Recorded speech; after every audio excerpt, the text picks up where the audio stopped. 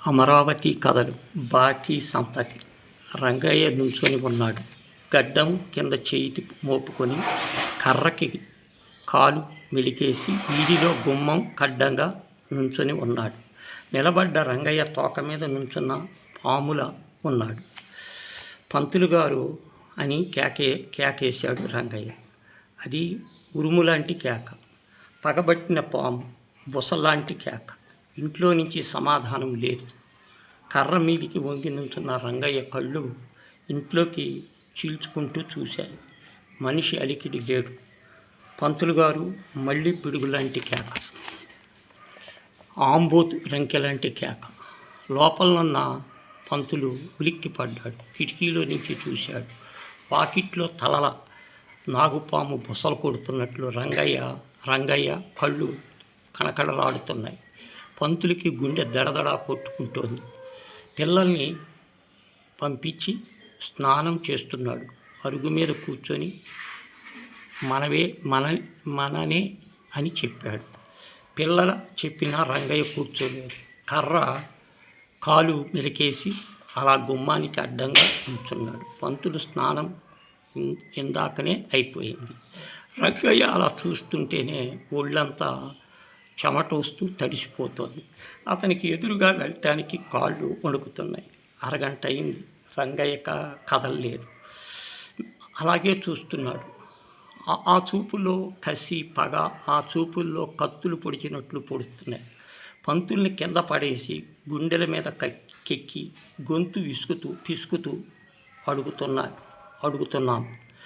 ఏమయ్యా పంతులు, నన్ను నా కుటుంబాన్ని నాశనం చేసింది చాలక నా చేతు లెరగొడతావా? నేనేం తప్పు చేశానయ్యా?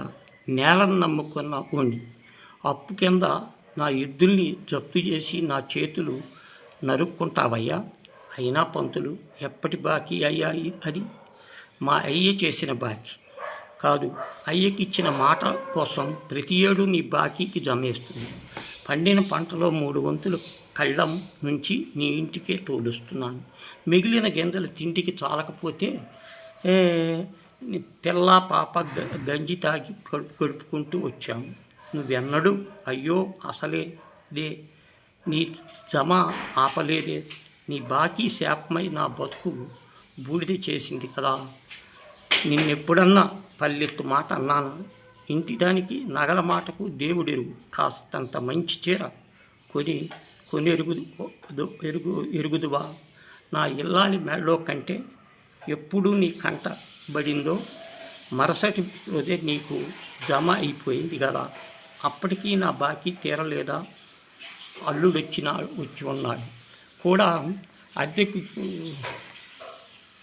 అడ్డడి గింజలు ఇంట్లో లేకుండా నీ ఇంటికి చేరానే, అయినా నీ బాకీ తీరలేదా? నా కర్మ. దేవుణ్ణి అనుకున్నానే కానీ నిన్ను తప్పు పట్టానా? ఇవాళ బాకీ మొత్తం కట్టమని నా ఎద్దుల్ని జప్తు చేసి నా కాళ్ళు చేతులు నరుకుతావా? పొలం దున్నకుండా నే బతకగలనా? ఇవాళ నా ఎద్దుల్ని లాక్కున్నావు, రేపు నా పొలం కూడా లాక్కుందో అనుకున్నావు కదూ. నా నేల నాది, నా పొలం నా ఊపిరి. నేను వదలను. నీ గుండెలు చీలుస్తారా? బయటకు రా.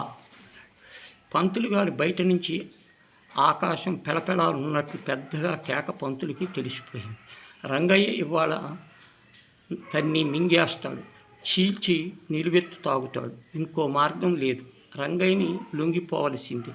పంతులు బయటకు వచ్చాడు. గుమ్మానికి అడ్డంగా నుంచున్న రంగయ్యని మాట్లాడలేదు. ఇదేమని అడగలేదు. పెదవి విప్పలేదు. విశ్వాసాలు బుసలు కొట్టుతుంటే పంతులు కళ్ళల్లోకి చూశాడు.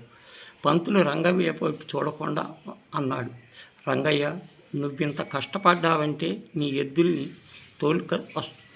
తోలుకొస్తానా? మీ నాన్న చేసిన బాకీ కదా పూర్తి చేసి చచ్చిన ఆయన ఆత్మశాంతిని సరే ఇచ్చినంతే చాలు. ఇవ్వని వాళ్లకు పీడిస్తానా? ఇదిగో నోటు, బాకీ చెల్లినట్టే అనుకో. నీ ఎద్దుల్ని నువ్వు తోలుకెళ్ళు. రంగయ్య కర్ర వదిలేసి చతికిలబడ్డాడు. తాచుపాము లాంటి రంగయ్య పసి పిల్లవాడైపోయాడు. కరిగి నీళ్ళైపోయాడు. ఆవు అంతా అమాయకమైపోయాడు, కుక్క పిల్లలైపోయాడు, ఈగైపోయాడు, దోమైపోయాడు. కళ్ళ నిండా ధారలు అవుతుంటే చేతులు జోడించి అన్నాడు, అయ్యా ధర్మ ప్రభువులు, నా ఎద్దులు నాకు ఇప్పించారు చాలు.